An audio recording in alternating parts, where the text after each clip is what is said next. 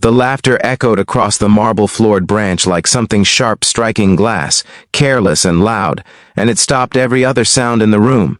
It came from behind the polished manager's desk, followed by a dismissive wave of a manicured hand, as if the man standing on the other side of the counter were invisible.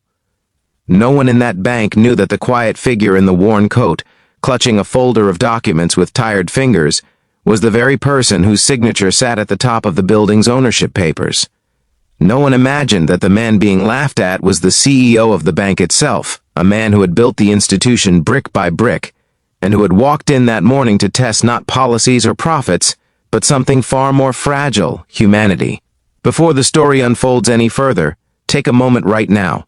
If you believe in kindness, second chances, and the idea that how we treat people matters more than titles or appearances, please like this video, share it with someone who needs hope, leave a comment, and subscribe to the channel.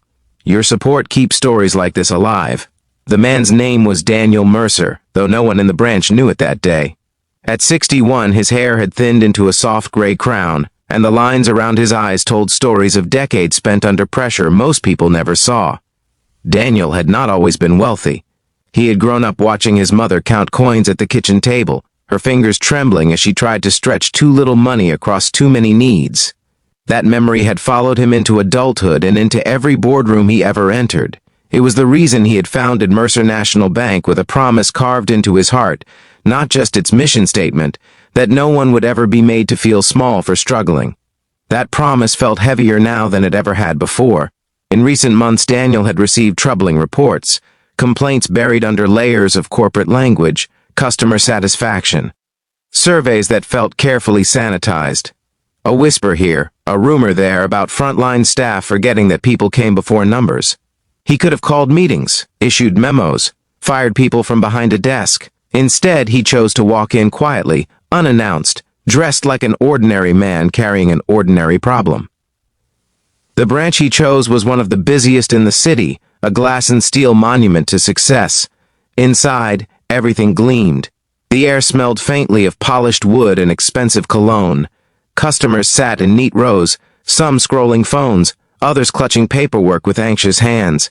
Daniel joined the line, his knees aching slightly as he stood. He watched. He saw an elderly woman struggle to understand a form, while a teller sighed impatiently. He noticed a young man in a delivery uniform turned away because he lacked one document, even though his desperation was obvious. Each small interaction chipped away at something inside Daniel, like erosion on stone. When his turn finally came, he approached the manager's desk rather than a teller window. The manager was a man in his 40s with perfectly combed hair, a crisp suit, and a smile that did not quite reach his eyes. Daniel placed his folder on the desk, hands steady, voice calm. He explained his situation simply: a temporary overdraft, a long-standing account, a request for understanding. The manager barely glanced at the documents. His eyes flicked instead to Daniel's coat, the scuffed shoes, the absence of a luxury watch. Assumptions formed instantly, silently, decisively. What followed was the laughter that had cut through the room. The manager leaned back, amusement written openly across his face, and spoke in a tone meant to entertain himself more than assist a customer. He made light of the request, implying that people who could not manage balances had no business making demands. He suggested mockingly that perhaps if Daniel paid double, the bank might consider bending the rules. Around them, a few heads turned. A teller froze mid-motion. Someone coughed. No one intervened. Daniel felt something old and familiar stir inside him. Not anger, but sadness. The kind that comes from realizing a system you built with hope had grown cold in places you could not see from the top floor. He remembered his mother again, standing at a counter like this decades ago, humiliated by a clerk who decided her worth based on her wallet. He thanked the manager quietly and gathered his papers. His hands did not shake, though his chest felt tight. As he turned to leave, he noticed the security guard by the door watching him with something like sympathy. That small look of humanity nearly undid him more than the laughter had. Outside, the city roared on, indifferent. Daniel sat on a bench across the street, letting the glass facade of the bank reflect the sky back at him. For a moment, he questioned himself.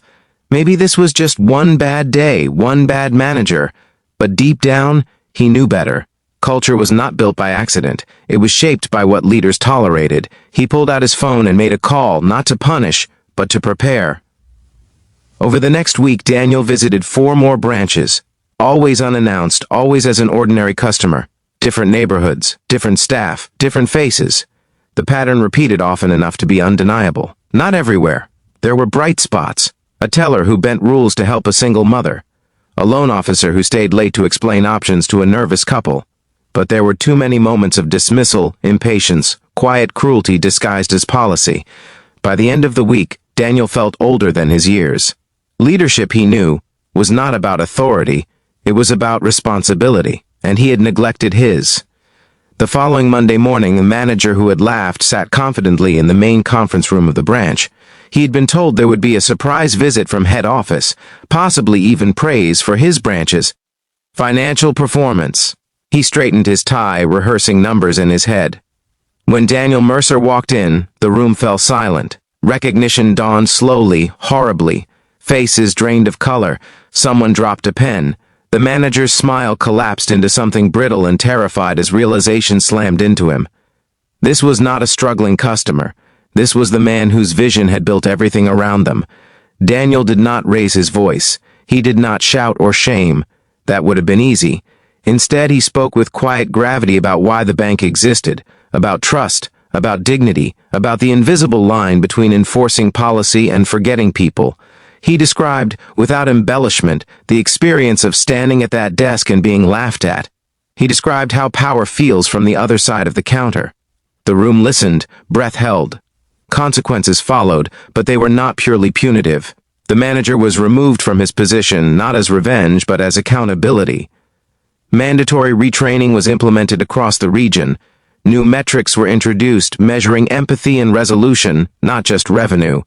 Daniel personally oversaw the creation of a program that allowed frontline staff discretion to help customers in genuine need. Weeks later, Daniel returned to the same branch, this time openly as himself. The atmosphere felt different, warmer, slower. People made eye contact. Smiles felt real. Near the entrance, he noticed the same security guard, who now stood a little straighter, pride in his posture. Their eyes met, and the guard nodded, a small gesture that carried enormous weight. Daniel never revealed publicly what had happened that first day. He did not need to. The lesson was not for headlines, it was for hearts. If this story is touching something inside you, if it reminds you of a moment you were judged too quickly or treated with unexpected kindness, please pause for a second near the end of this video to like it, share it, and subscribe. Stories only travel as far as people are willing to carry them. And before this story ends, we have a special request just for you. Please comment below with one word that this story made you feel, or share a moment when kindness changed your life. Your words matter more than you know. Daniel Mercer retired 2 years later, leaving the bank stronger not because of profits, but because of people.